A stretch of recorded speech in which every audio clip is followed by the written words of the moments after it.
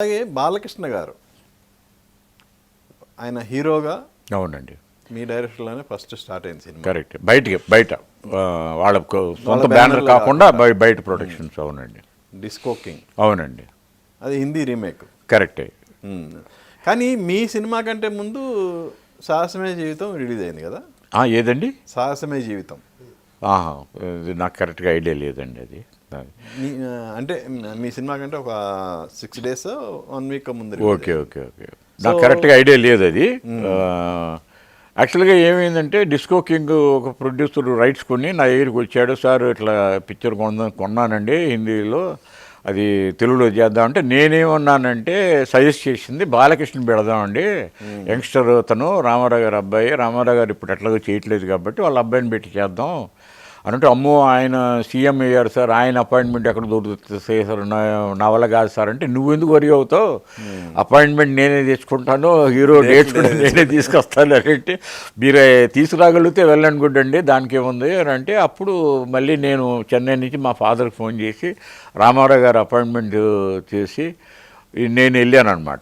వెళ్ళినప్పుడు సెక్రటేరియట్లోనే కలిశాను ఆయన్ని, రామారావు గారిని సెక్రటరీ. ఇట్లా మాయ అట్లా బాలయ్య ఎప్పుడు మీ బ్యానర్ పిక్చర్స్లోనే ఉన్నాడు, బయటికి రావాలి, మన మనిషి మన హీరో బయటకు వస్తే తప్ప మనకి ఇది ఉండదు అని అంటే, దానికే ఉంది ఏ సబ్జెక్ట్ చేశారని అంటే, ఇట్లా డిస్కో కింగ్ అదే డిస్కో డ్యాన్సర్ కొన్నామండి అంటే, వెరీ గుడ్, సక్సెస్ఫుల్, అది బాగా ఆడుతుంది, బాలయ్యతో చెప్తాను, మీకు ఇమీడియట్గా డేట్స్ ఇస్తారు అని చెప్పేసి ఆయన అంటే, నాకు ఒకటి కాదండి 3 పిక్చర్లు చేయాలండి అని కూడా చెప్పాను అనమాట.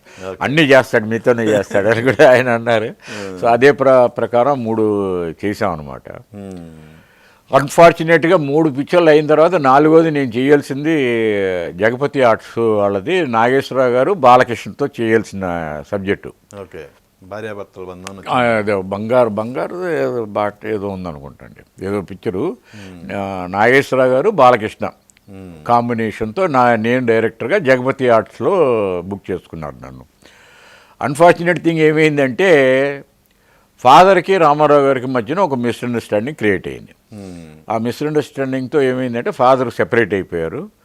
సెపరేట్ అయిన తర్వాత రామారావు గారికి అంత ఇదిగా లేకపోయినా, రామారావు గారు పక్కన ఉన్న మనుషులకి నన్ను ఇంకా తొక్కేయాలనేసి ఉద్దేశంతో, ప్రకాష్ రావు గారి అబ్బాయికి ఎందుకు ఆ పిక్చర్ చేయటం, 3 పిక్చర్లు ఇచ్చేశారు బాలయ్యని, 4వ పిక్చరు జగపతి ఆర్ట్స్ ఎట్లా చేస్తారు, అది తీయించేసేయండి అని చెప్పేసి అని అంటే, ఆయన మాట్లాడకపోయినా వీళ్ళే ఫోన్ చేసి, రామారావు గారికి ఇష్టం లేదు, తాతినేని ప్రసాద్ని తీసేయండి అని పబ్లిక్గా ఫోన్ చేసి చెప్పేశారు.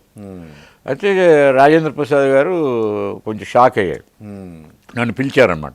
ప్రసాద్ ఇట్లా అంటున్నారయ్యా, నేనేం చేయాలి, ఈ పిక్చర్ చేయను, నేను మానేస్తున్నాను అన్నాడు.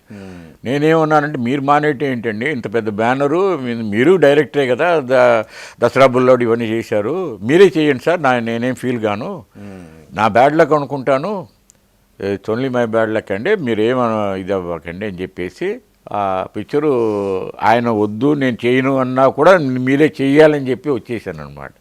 బయటకు నేనే గ్రేస్ఫుల్గా బయటకు వచ్చేసాను.